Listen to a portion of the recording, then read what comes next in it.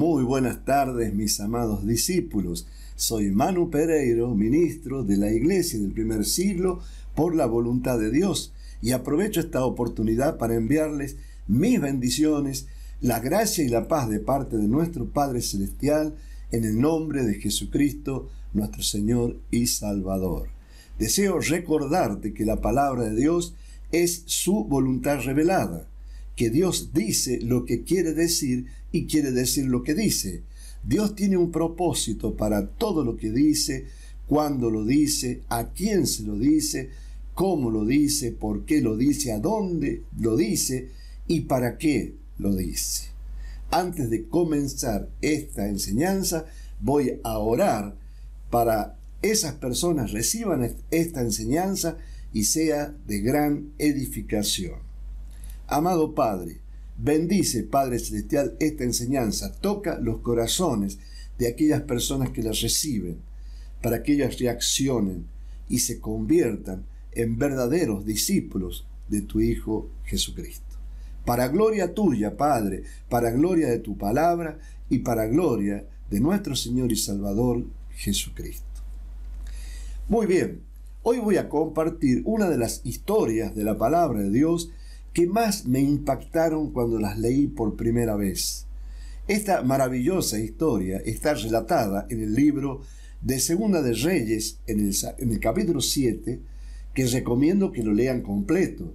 Yo, por cuestiones de tiempo, es muy probable que tenga que resumirlo. A dicha enseñanza yo la titulé Compartiendo las riquezas. Como siempre lo hago, he dividido esta enseñanza en 4 secciones para un mejor entendimiento. Sección número 1. La crisis del pueblo y el silencio de Dios. Vamos a ir introduciéndonos en el contexto. La ciudad de Samaria está sitiada por el ejército sirio. El hambre es tan severo que se cometen atrocidades impensables. El rey culpa al profeta Eliseo y al Dios mismo. Acompáñenme, por favor, al libro de Segunda de Reyes, en el capítulo 6, y comenzando a leer en el versículo 24. Después de esto aconteció que Ben-Hadad, rey de Siria, reunió todo su ejército y subió y sitió a Samaria. Esta práctica se aplicó desde todos los tiempos. Inclusive hasta el día de hoy se siguen practicando. Observen lo que ocurre con la guerra de Ucrania y el cerco de parte de Estados Unidos a Venezuela. Hace un par de semanas atrás lo aplicó el Estado de Israel en la Franja de Gaza. ¿Qué es lo que se busca con esta práctica? Algo muy simple: nada entra y nada sale de la ciudad citada, hasta lograr la rendición incondicional tanto del pueblo como de sus dirigentes al no tener ni comida ni bebida. Versículo 25 de Segunda de Reyes 6. Y hubo gran hambre en Samaria, a consecuencia de aquel sitio, tanto que la cabeza de un asno se vendía por 80 piezas de plata, y la cuarta parte de un cap de estiércol de palomas por 5 piezas de plata. Muy bien, dicho de esta manera, quizás a nosotros no nos llame la atención, pero vamos a hacer un análisis de qué es lo que nos está tratando de comunicar Dios, o cómo Dios nos está relatando de la situación de extrema hambruna que estaba viviendo la ciudad de Samaria. Este pasaje describe esta hambruna extrema durante el sitio de Samaria por parte del rey de Siria. La situación era tan desesperante que los precios de alimentos repugnantes e inútiles se volvieron altísimos. ¿Cuál es el significado de la cabeza de un asno? Los asnos eran considerados animales inmundos, según Levítico 11. No se comían, excepto en casos de desesperación absoluta. La cabeza del asno es la parte menos nutritiva y más inútil del animal. El texto dice que se vendía por 80 piezas de plata. Imagínense, ¿saben lo que eso significaba para esa época? Unos 2 o 3 años de salario. ¿Son conscientes de lo que eso significa? A valores de hoy, de un sueldo básico de un empleado del Estado acá en Argentina, estamos hablando de más de 14 millones de pesos argentinos, ¿no? Unos 9.600 dólares a valores de hoy. Esto muestra una hambruna tan brutal que la gente pagaba fortunas por algo imposible de comer y sin valor nutricional.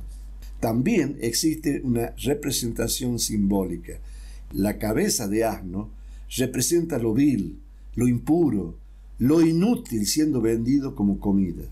Señala el colapso total de la sociedad, la economía y la espiritualidad de Israel. En segundo lugar, también hemos leído que la cuarta parte de un cap de estiércol de paloma. ¿Cuál es el significado? ¿Era estiércol literal? Bueno, nosotros sabemos que existen dos interpretaciones históricas, pero la más concreta y real y verdadera es que era estiércol literal de palomas. Mire, se usaba como combustible para cocinar cuando la leña escaseaba. Imagínense, el estiércol de paloma seca usado como combustible, pero aún mayor, se usaba también como aditivo para mezclar con harina, último recurso alimenticio porque tenía una mínima fibra. Se vendía como alimento porque no había absolutamente nada más. La gente estaba literalmente consumiendo excrementos para sobrevivir. Ahora bien, ¿qué es un cap? El cap es una medida hebrea antigua equivalente aproximadamente a unos 900 centímetros cúbicos a 1,2 litros. La cuarta parte de un cap aproximadamente serían 250, 300 mililitros. Se pagaban 5 piezas de plata por un puñado pequeño de excremento de paloma. Las figuras literarias usadas en este contexto es la hipérbola realista. No es una exageración literaria, es una descripción extrema para mostrar el juicio sobre Israel por su apostasía. La ruina total causada por dejar a Dios. Y segundo, la ironía trágica. El pueblo que debía disfrutar de una tierra que fluye leche y miel, ahora estaba pagando una fortuna por basura. La otra figura literaria es la antítesis comparada con Segunda de Reyes 7. Lo peor del texto contrasta con la abundancia milagrosa del capítulo siguiente, mostrándonos cómo Dios puede revertir lo imposible en un instante.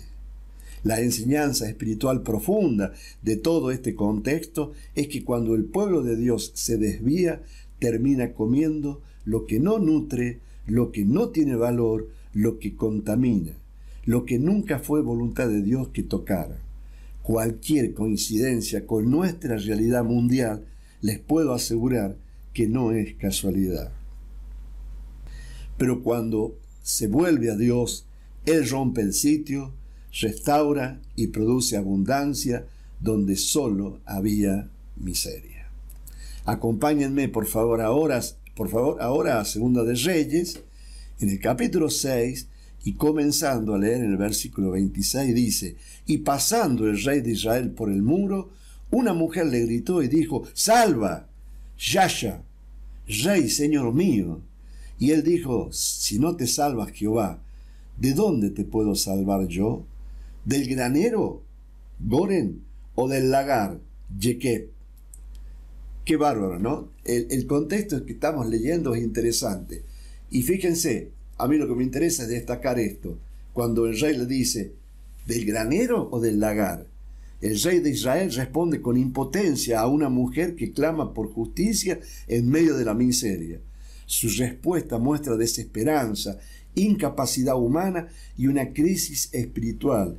El pueblo había abandonado a Dios y el rey lo sabía. No había trigo en los graneros ni vino en los lagares. Es decir, no había recursos humanos ni divinos visibles para socorrerlos. La palabra hebrea clave es salvar, yasha. Significado es librar, rescatar, traer libertad o victoria. Es la misma raíz de donde proviene el nombre de Yeshua, Josué o Jesús, que significa Yahvé salva. En ese contexto, el rey reconoce que solo Dios puede traer liberación, pues la salvación humana es inútil sin intervención divina. El granero, la palabra granero es goren, literalmente era el lugar donde se trillaba el grano. Simbólicamente representa el sustento físico. Y el lagar, o la palabra aramea para lagar es yequé, lugar donde se pisa la uva para producir vino. Representa la bendición espiritual y el gozo. Ambos, granero y lagar usados juntos, forman una figura literaria merisma que usa dos elementos extremos para referirse a un todo. Ni del grano ni del vino puedo ayudarte. Significa, no tengo absolutamente ningún recurso. Fíjense qué maravilloso que es estudiar la palabra con profundidad, porque les puedo asegurar que después de leer todo este contexto, sin duda que en sus corazones esta palabra de Dios se va a abrir con mayor impacto. Las figuras literarias presentes en todo este contexto son la ironía, el sarcasmo trágico. El rey, que debía ser protector del pueblo, confiesa su total impotencia. La figura literaria merisma del granero del lagar, como lo acabo de citar, representa todos los medios posibles de ayuda. La antítesis implícita es entre la impotencia humana y el poder de Jehová, que luego se manifiesta en el capítulo 7, cuando Dios libra milagrosamente a Samaria. Este versículo enseña que cuando el hombre llega al límite de sus fuerzas, Dios todavía no ha empezado a actuar. Y esto realmente es muy importante, por eso lo voy a repetir. Este versículo enseña que cuando el hombre llega al límite de sus fuerzas, Dios todavía no ha empezado a actuar. El rey representa a la humanidad sin fe, sin dirección, sin esperanza, sin dependencia de Dios. La salvación nunca proviene del granero, recursos humanos, ni del lagar, religiosidad o emoción, sino de la intervención directa del Dios vivo. Y ustedes saben que esto que yo acabo de citar ha ocurrido a lo largo de toda la historia de la humanidad. Ni los recursos humanos o la emoción religiosa te puede salvar si no es por medio de la intervención directa del Dios vivo. Cuando todo parezca perdido y no veas soluciones, recuerda que Dios sigue siendo tu proveedor y libertador. No pongas tu confianza en lo que ves, ponla en aquel que puede hacer llover pan del cielo o abundancia en medio de la ruina. En este contexto, el pueblo estaba pasando hambre extrema, hasta el punto de llegar al canibalismo. Increíble, ¿no es cierto? Miren, continuemos leyendo en los versículos 28 y 29. Y le dijo el rey: ¿qué tienes? Ella respondió: esta mujer me dijo: da acá tu hijo y comámoslo hoy, y mañana comeremos el mío. Cocimos pues a mi hijo y lo comimos. El día siguiente yo le dije: da acá tu hijo y comámoslo. Mas ella ha escondido su hijo. Yo, cuando estudiaba sobre la Segunda Guerra Mundial y me enteraba que las personas para sobrevivir llegaron a comer ratas, yo decía: Dios mío, ¿hasta ese nivel se puede llegar? Bueno, la palabra de Dios me mostró que el ser humano, en su desesperación, puede llegar hasta esto, hasta de comer su propio hijo. La palabra clave rab-ab significa hambre extrema, escasez total, pero también se usa metafóricamente para el hambre espiritual. Vamos a ver un uso previo, por favor, de esta palabra. Por favor, Amós, en el capítulo 8, leemos el versículo 11. He aquí vienen días, dice Jehová el Señor, en los cuales enviaré hambre a la tierra, no hambre de pan ni sed de agua, sino de oír la palabra de Jehová. Acá está el hambre extremo, la escasez extrema. Hubo un tiempo que creo que duró como más de 400 años, no tengo el número exacto, honestamente se los digo, en donde la palabra de Dios escaseó. El ser humano, en este caso el pueblo judío, anhelaba escuchar la palabra de Dios, pero la palabra de Dios no venía. Por eso se cumple lo que Dios había prometido en el libro de Amós. Hubo mucha hambre de la palabra de Dios. Las figuras literarias para destacar la hipérbole describe el hambre con una intensidad emocional que refleja desesperación total. Antítesis, el contraste entre la ruina visible y la promesa invisible. Cuando el alma tiene hambre, la desesperación nubla y anula la capacidad de creer. Pero el silencio de Dios no es ausencia, es preparación para su intervención. Entonces, mi exhortación para este contexto: no te preocupes lo que está ocurriendo a tu alrededor o lo que se están generando en tu vida por medio de circunstancias adversas que te hacen creer o llegar a pensar de que no tienes solución a lo que estás viviendo. Confía en Dios. Dios va a actuar en el momento justo. Ni un día antes, ni un día después. Sección número 2, por favor, de esta enseñanza. La palabra profética. Mañana todo cambiará. Acompáñenme, por favor, a Segunda de Reyes, capítulo 7, y comenzando a leer en el versículo 1, dice así esta maravillosa e incomparable palabra de Dios.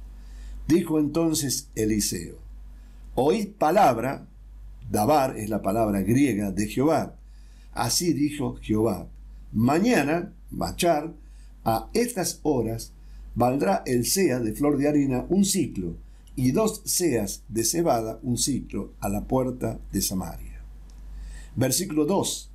Y un príncipe sobre cuyo brazo el rey se apoyaba, respondió al varón de Dios y dijo: si Jehová hiciese ahora ventanas en el cielo, ¿sería esto así?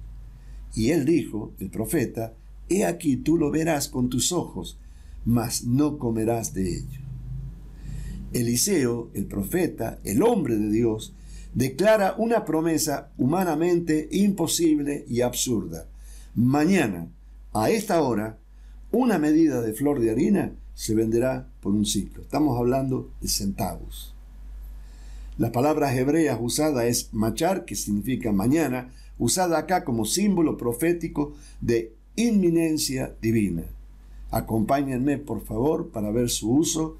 En Éxodo, en capítulo 8, leemos el versículo 23. Y yo pondré redención entre mi pueblo y el tuyo. Mañana, ahí está la palabra la palabra hebrea machar, mañana será esta señal. La otra palabra aramea o hebrea clave es dabar, que se traduce palabra, que también significa acto en hebreo. Cuando Dios habla, sucede. Qué maravilloso realmente. Esto es magnífico.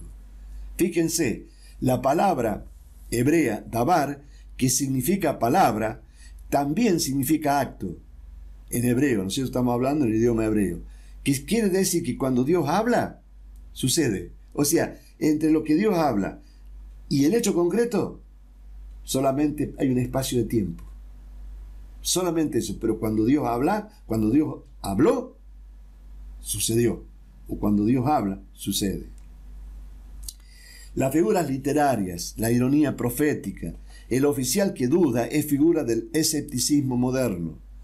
La aplicación práctica, la fe verdadera o la capacidad de creer verdadera, no calcula probabilidades, cree en lo imposible cuando Dios lo dice. Vuelvo a leer, cree lo imposible cuando Dios lo dice. Sección número 3. Los leprosos, los inesperados portadores del milagro. Acompáñenme, por favor, al libro de Segunda de Reyes, en el capítulo 7, y comenzando a leer en el versículo 3, dice así: había a la entrada de la puerta 4 hombres leprosos, los cuales dijeron el uno al otro: ¿para qué nos estamos aquí hasta que muramos? Bueno, quiero que ustedes lo deben saber, yo lo he citado en alguna que otra enseñanza. Los leprosos eran expulsados estaban viviendo fuera de la ciudad. Ellos no pertenecían a la ciudad. ¿Por qué? Porque la lepra era contagiosa. Entonces, cuando una persona tenía lepra, vivía por fuera de los muros de la ciudad. Recuerden que en los tiempos antiguos las ciudades se protegían con muros. Entonces, ellos estaban fuera del muro o a la fuera de la puerta de la ciudad o fuera de las puertas de la ciudad y dice, che, ¿para qué estamos aquí hasta que muramos? Fíjense el versículo 4. Si tratáramos de entrar en la ciudad, por el hambre que hay en la ciudad, moriremos en ella. Y si nos quedamos aquí, también moriremos. Vamos pues ahora y pasemos al campamento de los sirios. Si ellos nos dieran la vida, viviremos. Y si nos dieran la muerte, moriremos. O sea, ellos hacen una ecuación muy simple. Tomemos acción, hagamos algo.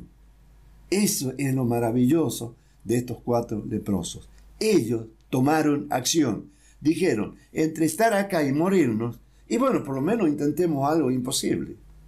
Versículo 5. Se levantaron pues al anochecer para ir al campamento de los sirios, y llegando a la entrada del campamento de los sirios, no había allí nadie. Porque Jehová había hecho que en el campamento de los sirios se oyese estruendo de carros y ruido de caballos y estrépito de gran ejército, y se dijeron unos a otros, he aquí el rey de Israel ha tomado a sueldo contra nosotros a los reyes de los heteos y a los reyes de los egipcios, para que vengan contra nosotros. Qué increíble, ¿no? ¿Se acuerdan de los efectos especiales, de cómo se llama, de las películas? Bueno, el especialista en efectos especiales es Dios. Fíjense lo que hizo Dios para liberar a su pueblo en Samaria. Es increíble las cosas que hace Dios, porque Dios no lo promete que cuando uno vive una situación así extrema va a ocurrir un milagro similar. No, porque Dios siempre puede ir más allá de lo que promete, ¿no es cierto? Pero nunca menos de lo que promete. Y si Dios te promete, cree que yo soy tu pastor, que no te va a desamparar, bueno, eso lo tengo que creer, no importa lo que digan las circunstancias en ese momento. Versículo 7 dice, y así se levantaron y huyeron al anochecer, abandonando sus tiendas, sus caballos, sus asnos y el campamento como estaba, y habían huido para salvar sus vidas. Cuando los leprosos llegaron a la entrada del campamento, entraron en una tienda y comieron y bebieron. Claro, estaban muertos de hambre, estaban desesperados, hicieron lo que hubiéramos hecho cualquiera de nosotros. Y no solamente que comieron y bebieron, sino que tomaron de allí plata y oro y vestido y fueron y lo escondieron. Y vuelto entraron en otra tienda. Y de allí también tomaron y fueron y lo escondieron. Porque esa es la reacción normal y lógica de los seres humanos. Nos manejamos con este tipo de miserias. Ahora fíjense, versículo 9. Luego se dijeron al uno al otro, no estamos haciendo bien. Hoy es día de buena nueva. ¿Les suena esta palabra? Hoy es día de buena nueva. Y nosotros callamos. ¿Les suena? Hoy no es día de buena nueva. ¿Qué significa evangelio? Las buenas nuevas de Dios. Hoy es día de buena nueva y nosotros callamos. ¿Estás callando? ¿No estás compartiendo la riqueza que Dios te está dando? Ese es el mensaje, chicos. Reaccionemos. Veamos cómo reaccionaron estos leprosos. Lo vuelvo a leer porque es maravilloso este contexto. Versículo 9. Luego se dijeron el uno al otro, no estamos haciendo bien. Hoy es día de buena nueva y nosotros callamos. Y si esperamos hasta el amanecer, nos alcanzará nuestra maldad. ¿Cuál sería la comparación? Y si esperamos hasta que Cristo retorne, nuestra vergüenza cuando nos enfrentemos a nuestro Señor y nos diga, ¿qué hiciste con los talentos que te di? Ahí te va a alcanzar la maldad, ¿no es cierto? Ese es el contexto de lo que estamos hablando. Y si esperamos hasta el amanecer, nos alcanzará nuestra maldad. Vamos pues ahora y entremos y demos la nueva en casa del rey. ¿Para qué? Para que el rey se la comunique al pueblo. Vinieron pues y gritaron a los guardas de la puerta de la ciudad y les declararon diciendo: nosotros fuimos al campamento de los sirios, y he aquí que no había allí nadie ni voz de hombre, sino caballos atados, asnos también atados, y el campamento intacto. Fueron a dar las buenas nuevas. ¿Qué es lo que Dios te pide? Que des las buenas nuevas. ¿Y qué ocurrió? Lo que nos ocurre a nosotros cuando compartimos las buenas nuevas.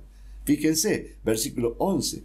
Los porteros gritaron y lo anunciaron dentro en el palacio del rey. Y se levantó el rey de noche y dijo a su siervo: yo declararé lo que nos han hecho los sirios. Ellos saben que tenemos hambre y han salido de las tiendas y se han escondido en el campo, diciendo: cuando hayan salido de la ciudad los tomaremos vivos y entraremos en la ciudad. Cuando nosotros vamos y hablamos de las buenas nuevas del Evangelio de nuestro Señor y Salvador Jesucristo, la gente cree de lo que nosotros le estamos hablando, de lo que dijo Jesucristo, de que yo he venido para que tengan vida y para que la tengan en abundancia. La gente cree cuando nosotros le decimos que hemos recibido el don del Espíritu Santo y que ese don tiene 9 manifestaciones y hablamos en lengua, interpretamos lengua y tenemos palabras de profecía, etcétera, etcétera. ¿La gente cree? No cree. Lo mismo que pasaba en ese momento. Es tremenda esta enseñanza. Versículo 13, por favor. Entonces respondió uno de sus siervos, dijo: tomen ahora 5 de los caballos que han quedado en la ciudad, porque los que quedaron acá también perecerán como toda la multitud de Israel, que ya ha perecido, y enviemos y veamos qué hay. Tomaron pues 2 caballos de un carro, y envió el rey al campamento de los sirios, diciendo: id y ved.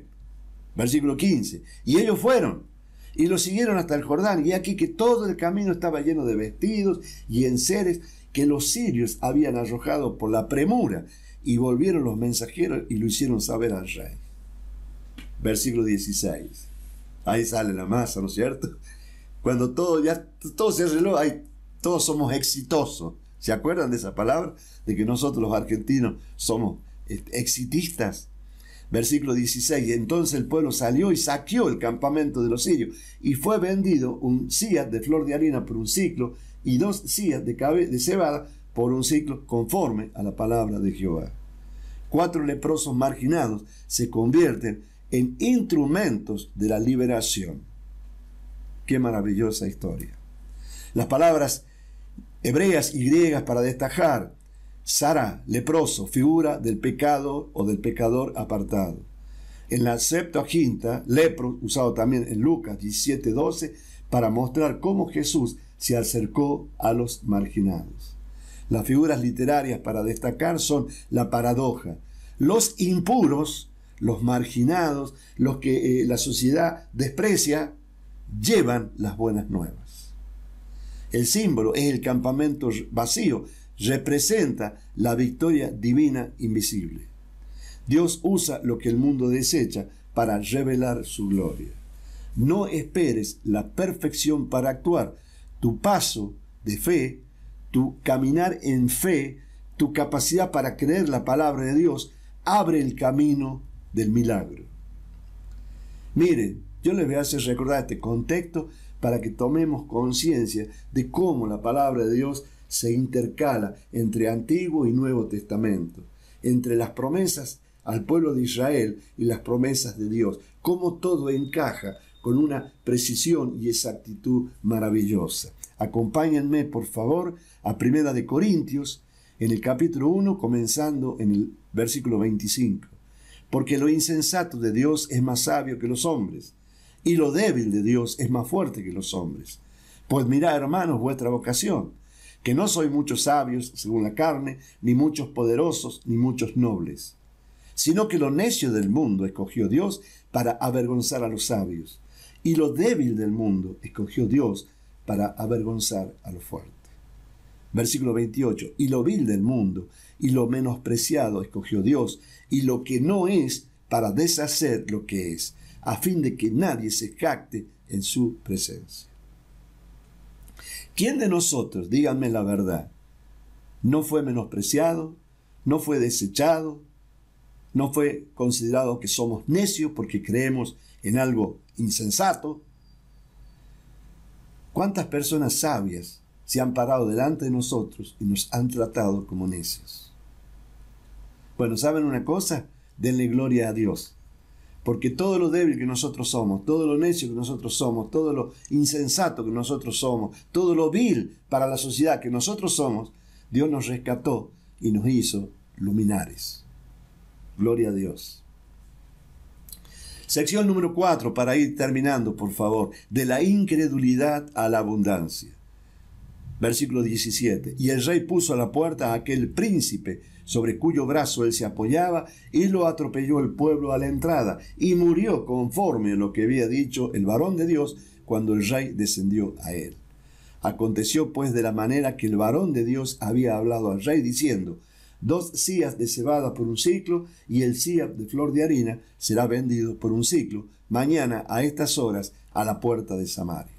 Versículo 19, a lo cual aquel príncipe había respondido al varón de Dios, diciendo: si Jehová hiciese ventanas en el cielo, ¿pudiera suceder esto? Y él dijo: he aquí, tú lo verás con tus ojos, mas no comerás de ello. Y le sucedió así, porque el pueblo le atropelló a la entrada y murió. El oficial incrédulo ve la promesa cumplida, pero no participa en ella. ¿Cuántos de nuestros amigos, nuestros familiares, nuestro entorno, van a vivir una situación semejante a esta? Van a ver nuestra gloria, pero ellos no van a poder participar en ella, porque sus nombres no están escritos en el libro de la vida. La palabra clave es la palabra hebrea aman, que significa creer, confiar, sostenerse firme. De esta raíz viene la palabra amén, que significa así es. Me sostengo en esto, me sostengo en Dios, me sostengo en lo que Dios dijo. La figura literaria para destacar es la ironía trágica. El que dudó muere en la puerta de la abundancia. La incredulidad puede hacerte testigo del milagro, pero no beneficiario. Un llamado a la atención: cree, por favor, da el paso y entra en la abundancia que Dios ya proveyó por la obra redentora de nuestro Señor y Salvador Jesucristo. Conclusión, chicos, para ir terminando: de la ruina a la abundancia. Dios no necesitó un ejército, solo una palabra, unos pasos de fe y oídos dispuestos a creer. El mensaje sigue siendo el mismo hoy. Cuando parece que todo terminó, Dios abre puertas que nadie puede cerrar. Si deseas aprender cómo vivir creyendo en medio de la escasez y caminar en la provisión sobrenatural de Dios, te pido, te ruego, inscríbete en el seminario La Abundancia de Dios y permite que su palabra, correctamente dividida, te lleve de la ruina a la plenitud. Dios te bendiga. Que esta enseñanza provoque un terremoto en tu corazón, como lo produjo en mi vida, haciéndome reaccionar y dándome cuenta que no puedo callarme, no puedo esperar hasta que amanezca, porque si no hago nada, hasta cuando amanezca, va a ser demasiado tarde para recibir las recompensas que Dios me ha prometido. Dios te bendiga y nos vemos el próximo viernes. Chao, chao.